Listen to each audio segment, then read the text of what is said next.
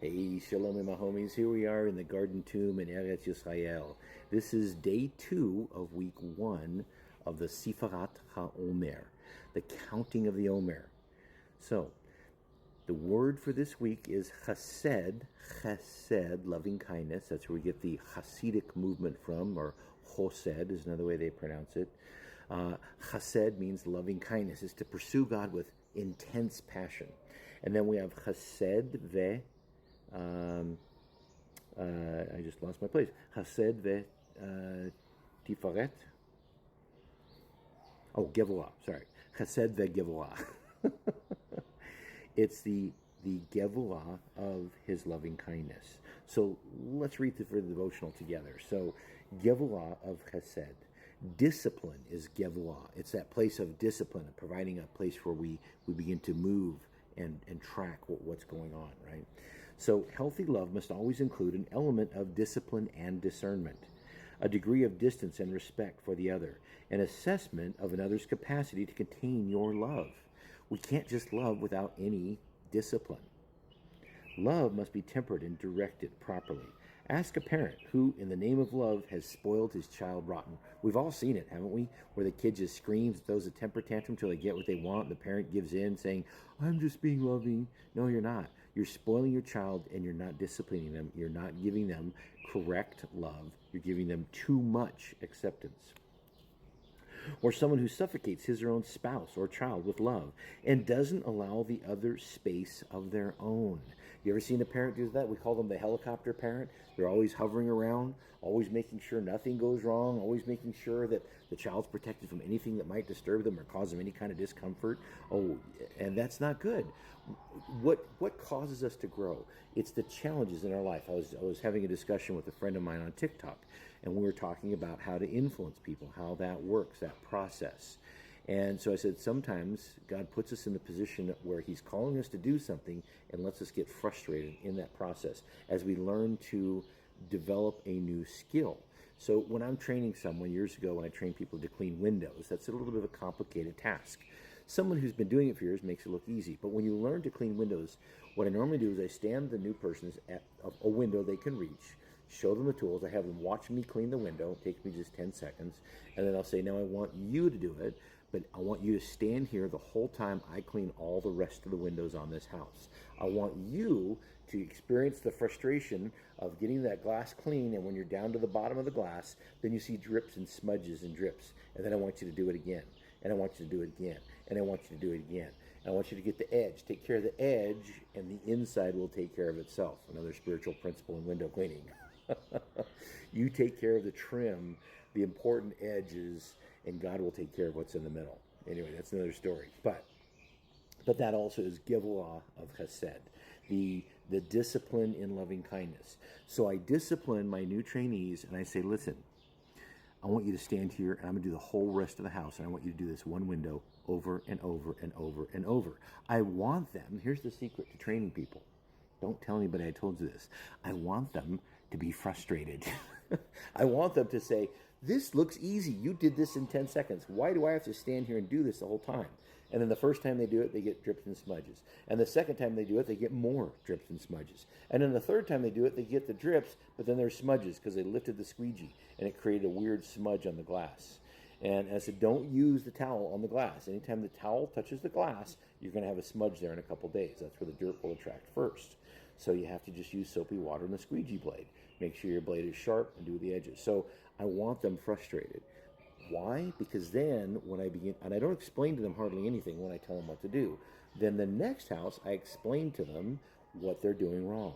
And I say, now do the same thing on the next house. You stand here at this window, do it over and over and over. And then they start to get it. It starts to make sense. And so in the training process, it's important for the trainer to frustrate his student. Why? It does one of two things. It raises the level of respect for the student, for the trainer, or for the disciple, for the master. And two, it helps them understand this is a process that happens over time. It doesn't happen quickly. So we have to have Gevurah in our chesed. We have to have discipline in our loving kindness. A parent who loves their child too much and never disciplines them never really loves them. What did Yeshua tell us? He said that the Father disciplines those that he loves. Is he disciplining you now? Smile and say, yes, thank you, Father, for your discipline. That means he loves you. So love without discretion is not healthy. People can suffocate their loved ones or not give them room to grow or not allow them to experience any level of frustration. Love with discretion is necessary to avoid giving to those who would use love to perpetuate their negative behavior. Example of a young man who's in his 30s still sitting in his parents' basement playing video games. He got a part-time job because his dad made him do it. His dad's an engineer, his dad's a software developer, his dad works in a construction company, who knows? A million different examples. Or maybe his parents are divorced and the mother feels guilty, so she lets I'll just be honest, she lets the lazy slob live in the basement and not work, and she feeds him and gives him money to buy cigarettes and booze. I've known people who live like that. The parent loves the child so much he never has to grow up. I've met people who were kicked out at 16 because they became a Christian. And they wanted to serve the Lord. And their parents said, if you're going to do that, you're not living in my house. You know what it forced those young people to do? It forced them to grow up fast, to be mature, to take life seriously. And the challenge of the discipline they had to face by being kicked out of their house for being a believer forced them to grow up. We have a whole generation of people who don't want to grow up. They want to be children. They want to be, I think of them as the Peter Pan complex. They want to sit in their parents' basement and play video games or sit in their bedroom till they're 30 years old and then look back and say, what did I do with my life? Absolutely nothing. So we need to have Gevurah, discipline in our loving kindness, not with just our family members, but with ourselves. We can overindulge ourselves in too much love, too much free time, too much activity that's not productive. In my love, here's the point of examination.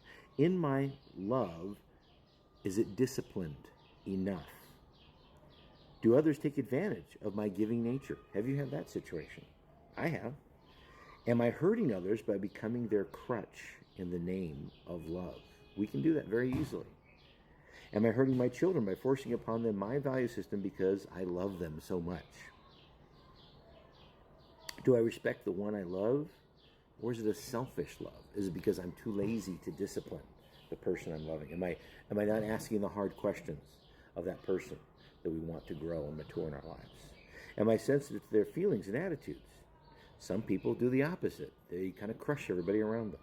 Do I see my loved one as an extension of myself and my needs?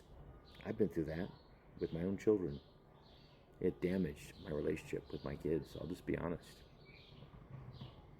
Do I take into account the capacity of my partner, my wife, to receive love before I give it? If I try to be loving and kind to my wife before she's settled down everything in the house and she gets home from work and her stuff is settled and she changed her shoes or changed her clothes from her work outfit, if I'm going to shower her with love as soon as she walks in the door, guess what happens? I annoy her. She's not ready to receive anything. She's got to get through her process of transitioning from the work environment. Now she's at home, time to relax. She's got an hour or two, but she likes to cook dinner 3 or 4 nights a week. She's really good about that. She loves to, but she's got to have her chill time. If I try to shower her with love as soon as she walks in the door, guess what? I just annoy her. I don't accomplish my goal. She doesn't feel loved. She just feels irritated. So I need to make sure that the person I'm showing love to is able to receive it in the way that's healthy and provides discipline. I have to discipline myself in the giving of love, and I have to make sure that the receiver is ready. Is my love given appropriately? That's a hard question to ask. Sometimes we give way too much. Rain is a blessing only because it falls in drops. When it floods, it's a curse. Remember, we just need to rain enough, the right amount into people's lives. It takes time to learn that process. Help others on terms, not on their terms. We need to help people where they need help, not where we want to help. Apply ourselves to their specific need, even if it takes effort. So Matthew chapter 5, verse 45, let me read through that here. Let's see, Matthew 5:45. You have heard that our fathers were told, love your neighbor. That's Leviticus 19:18. And hate your enemy. But I tell you, says Yeshua, love your enemies. Pray for those who persecute you. Then you'll become children of your Father in heaven, for he makes the sun shine on the good and the bad people alike. He sends rain to the righteous and the unrighteous. Even the Gentiles show love to people who love them. Therefore, be perfect, complete, just as your heavenly